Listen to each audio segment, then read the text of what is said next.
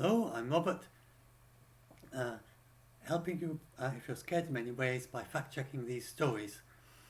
And this, if you're scared about what happens on May the 9th, then it's just to help you see that it's not, it's most likely, well, if Putin is sensible, then he's not going to declare anything very much. He may claim and say, oh, well, we've denazified Mariupol, we've denazified Ukraine, there are no Nazis left in Kiev or something. I mean, he can say what he like about Nazis because it doesn't mean anything. It's totally meaningless. But he can't really say much else because he's really not achieved anything. So he hasn't achieved any of their main goals. So when he retreated from Kiev, and if he'd been at all sensible, then back when they were half sieging Kiev, that was his time to go for a really good peace deal, as much as he possibly could, peace treaty, because that was Russia at its very most, the maximum of what they'd achieved and what they'll ever achieve. But instead, he got his people all to retreat and then trying to achieve some very big success here in Donbass. So his aim has gone down from the whole of Kiev to just Donbass and the coastal strip here, north Kherson, north of Crimea, and the coastal strip via Mariupol and Donbass. And that is now where the war is focused. So it's focused to a much smaller war. And he's not succeeding at that either.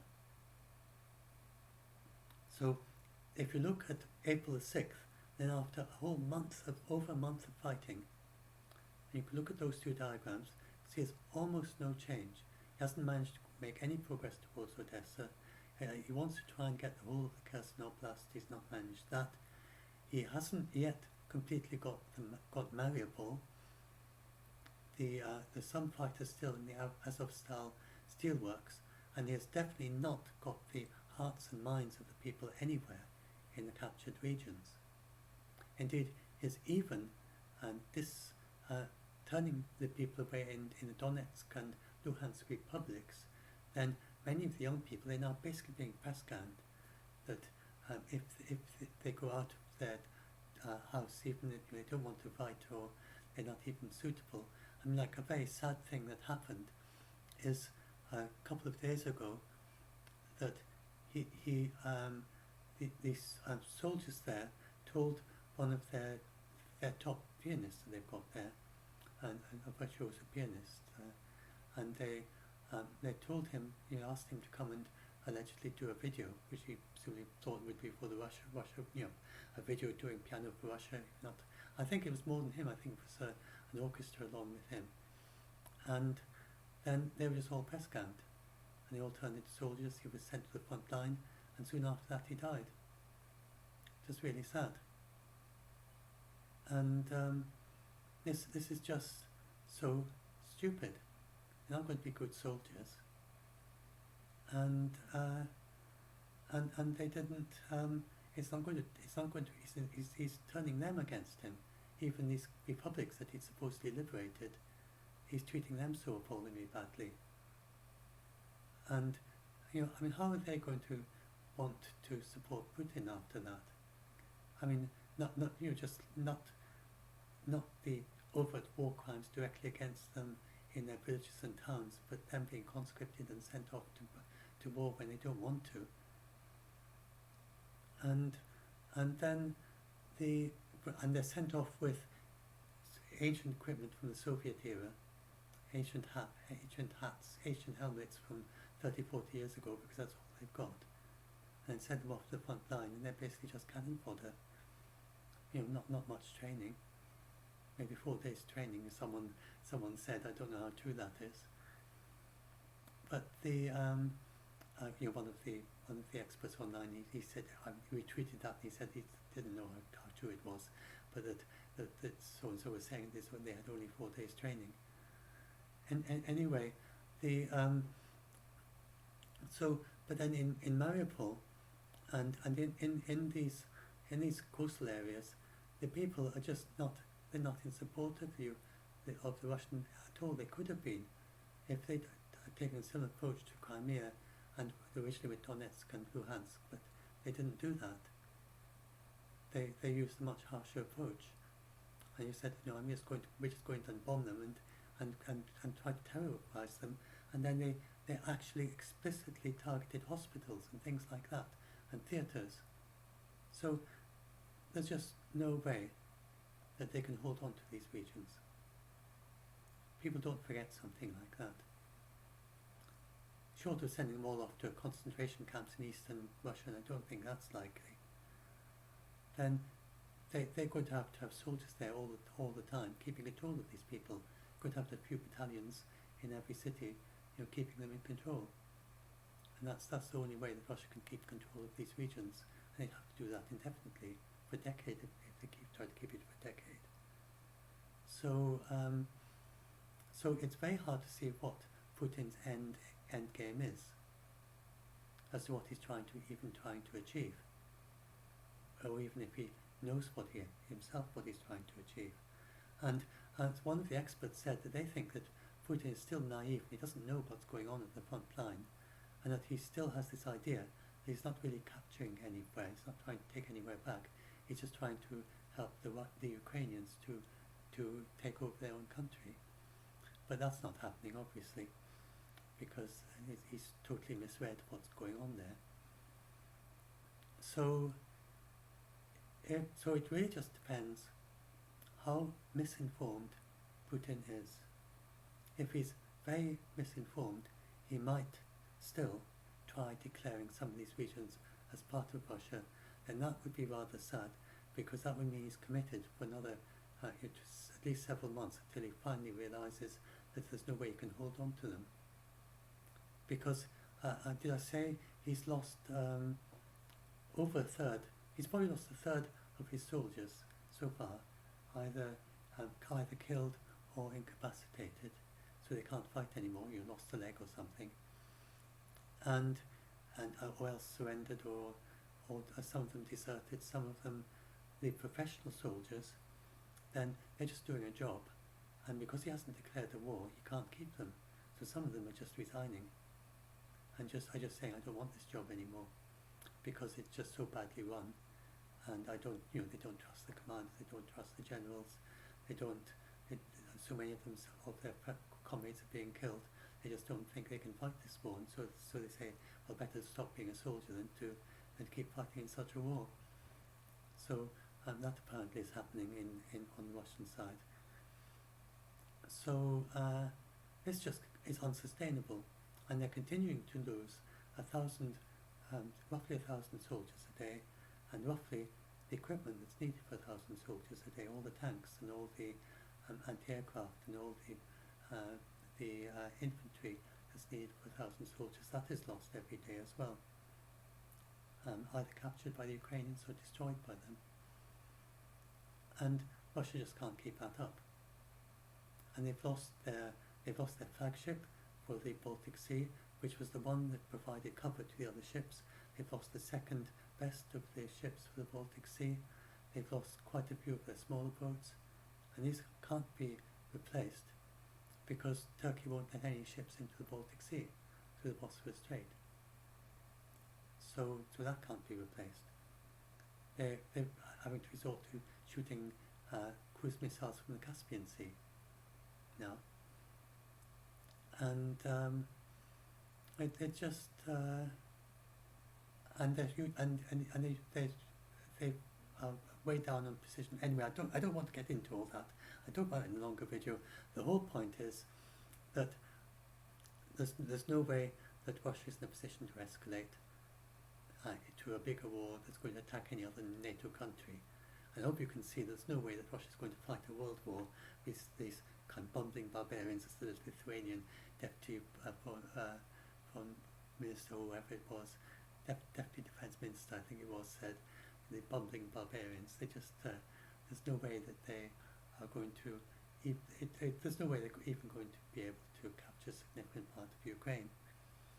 It's just a question of how long it takes for them to realise this at the top, because the people at the bottom may be starting to realise it, but the commanders at the top, especially Putin himself. So so that's basically the situation. So it's not going to escalate to a larger war. There's no way that this lot can go and start attacking Finland, say, or Sweden. And you can't win a war just with nukes without soldiers. Indeed, you can't win a war with nukes at all. And dropping tactical nukes in this situation is not going to help Russia at all. It's just going to completely alienate China and India, because that would violate the Nuclear Test Ban Treaty. And so there's just no way that that Russia can win this. It's just a question of how they lose. That's what it's got down to now. It's become increasingly clear over the last couple of days. But although many people have been saying that pretty much since this started, for at least a month, and for the last week or two, it's increasingly more people. And like the last couple of days, I mean, it's just pretty clear that Russia is pretty much on the point of crumbling around Kharkiv, and they don't seem to be able to hold it. It looks like Ukraine will soon push back to the Russian border there. They may very quickly take Izium. They seem to be quite close to taking Izium, which is where the crucial point in the fighting there. So they used to speculate about whether it gets Sloviansk. There's no possibility of that. There's no question as to whether Russia. Izium is like a little fortress. It's a kind of little hill or something, mountain or something. It's a very important, vital place there for that region, and it was a key thing that Russia took at the beginning of April. And if the Ukrainians do retake it, they seem to be cutting it off. So if they can cut it off and then retake it, then that would be a very significant turnaround in the Donbass battle. So quite an important point that they might take. So anyway, so really, as I said there's no way. So Russia and then the Kremlin at least are somewhat aware of this, because they've been dialing back on expectations, basically saying the war is going as usual. We don't need the special military operation is going as expected, and we don't expect anything of note on May the 9th. It's just going to be a normal victory day. That's basically their message at the moment, the main message. They do vary a bit in what they say, but that's what they most often say. And so, just briefly look. So that, the out-of-date 1990s Soviet tanks. I've got lots and lots of quotes here. I won't go through it all. Those are the Azovstal steelworkers. She's a lady soldier. There's only one lady soldier in there singing a song in a kind of rather quiet moment in between fighting off the Russians from the Azovstal steelworks. It seems that they've still got control of that. Last I checked. I will check again after I've finished recording this. I'll update this page if there's any change. But it seems quite likely that they won't have. That there are no plans for Victory Day events in Mariupol. In Mariupol, they've only got 2,000 soldiers keeping control of it. It's not impossible. It's not impossible that those people. I mean, it would be a big stretch to hold out so long, but not so impossible that they might hold out even until Mariupol is returned to the Ukrainians, depending how quickly the Russians collapse. But I mean, that's basically the way it's going. And the CIA, so the CIA director Burns, and this is the, let's go and look at that. See, I don't see any practical evidence of even potential use of tactical nukes. Those are his actual words. And he's hugely misreported. I mean, I slightly shortened it. We don't see as an intelligent community practical evidence at this point of Russian planning. So at this point of Russian planning, I left that bit out. For deployment of even potential use of tactical nuclear weapons, so they don't see any practical evidence of even potential use of tactical nukes. He's added a few extra words in the middle at this point of the Russian planning. So he's being hyper cautious, who knows, that maybe a week or a month from now, but certainly not now. They don't see evidence, and that's as an intelligence community, not a military assessment. He's not able to do that. But knowing the intelligence, they don't see the tactical nukes being moved around. They're just not being put in position. So being deployed means put in position where they would be able to use them fairly quickly, and they haven't done that. So absolutely no way they're going to use. And it would make no sense. But anyway, there's no. Anyway, I've talked all about tactical nukes. I talked longer in a separate video as well, and in a longer video I've talked about that. So it doesn't make any. There's no military value in using tactical nukes anyway, that you couldn't achieve with lots and lots of shells. And the only thing you could do is by, because they're really quite small tactical nukes, they're much smaller than Hiroshima or Nagasaki, and they can be dialed down to be very small, not much bigger than the biggest conventional weapon, and even at the kind of default of 1 kiloton, then they're far less.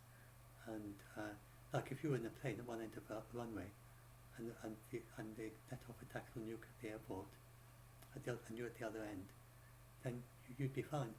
Your plane would be fine. So that's a tactical nuke. So they can destroy a skyscraper. They could send some debris flying that distance. I don't know, but that's about it. So so they say there's no practical evidence they're going to do that, and there's absolutely no way that this bunch of bumbling barbarians could even consider taking on NATO. If Putin were to try to challenge NATO and say, look, I'm going to fight you, we're really fighting you, we're not just fighting Ukraine, we're fighting NATO. And NATO says, okay, I'll send in a couple of hundred F-35s, what do you think of that? The F-35s, they've only got 12 on the Russian side. An F-35 could completely take over the entire Ukrainian airspace and then just destroy all the anti-aircraft planes, anti-aircraft missiles, and then just go pot-shotting at the Russians from above and say, what do you make of us? And they're almost invisible to radar.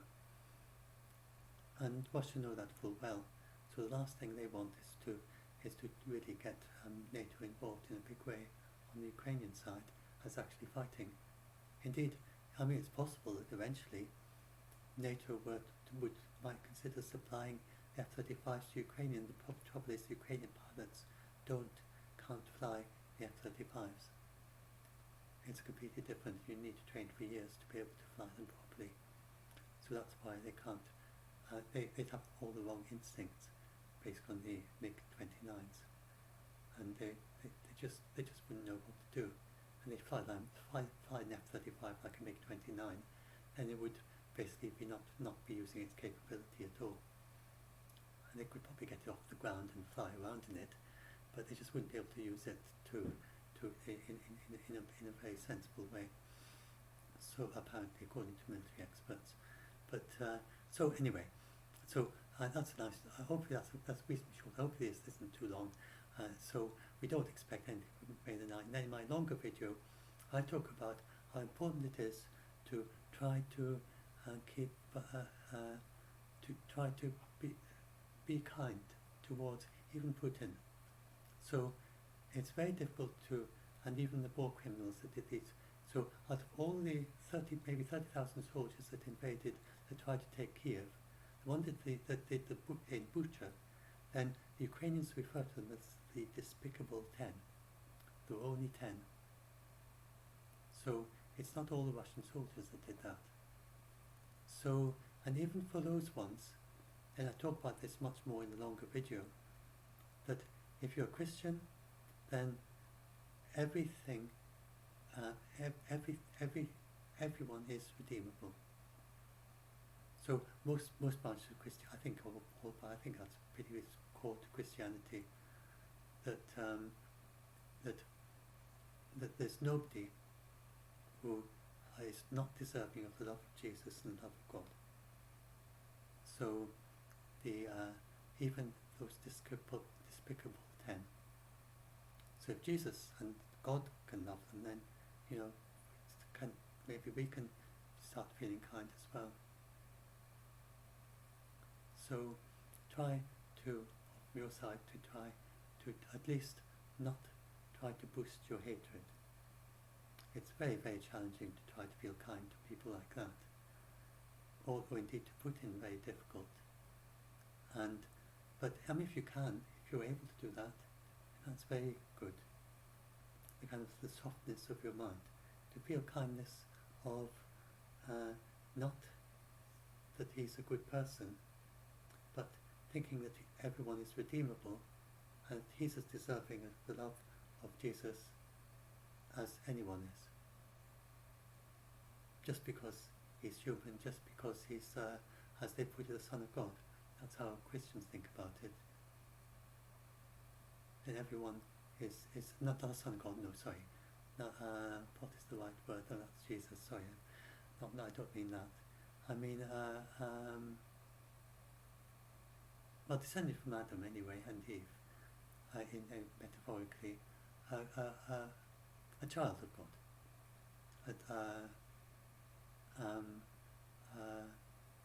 Sorry, I'm forgetting how you say it in Christianity, but there's the way Quakers do it. They there's that of in God in everyone, but I'm not sure if all Christians put it quite like that, quite as far as that. But there's a connection like from a father to a child, like we're all children of God in a way. So anyway, so try to, but not in the Jesus Son of God sense. So the so anyway, try to see if you can at least not foster hatred. And Buddhists have another way of thinking about it, that everyone is potentially a Buddha in the far future. That's another way. It's a very similar idea to the idea of Christianity, that everyone is redeemable in actual practice anyway, even if intellectually it's a different idea. In the way you actually feel it, in the way it affects your conduct. It's a very similar idea, even if it's not identically, logically the same, and not the same religious concept. But so anyway, so that so you can, it's perfectly proper as a Christian, if it's possible, if you can manage to find it in yourself, to feel kindness, even to the despicable 10 and even to Putin. And it's at least not trying to boost your hatred and trying to and this then can help with this fear, because I think part of it is this, your fear of Putin is like trying to turn him into a monster in your mind, getting so angry with him understandably. Then he seems like a monster, then that is likely to make you more scared. So if you can, try to just not foster that hatred so much. It's a bit much to try to go as far as feeling kind to one, but of course if you can, then that's very good. If you can start thinking, like he's redeemable, and that however much, however bad he's done, however the bad things he's done, that there's a path that he could follow in the future out of that. Maybe a very long and difficult path, but it's not impossible. Then that's how Christians think about it, and Buddhists think not very differently from that, although with different concepts behind it. Anyway, so that's the main things I have to do. I've got this much longer video, which is an hour and 30 minutes or something, and I decided it's far too long. And anyway, so I'll upload this, and hopefully I'll upload this one first, and then I'll upload the longer one, so you can get to here. If you want to listen to a video, then you can listen to this one quickly.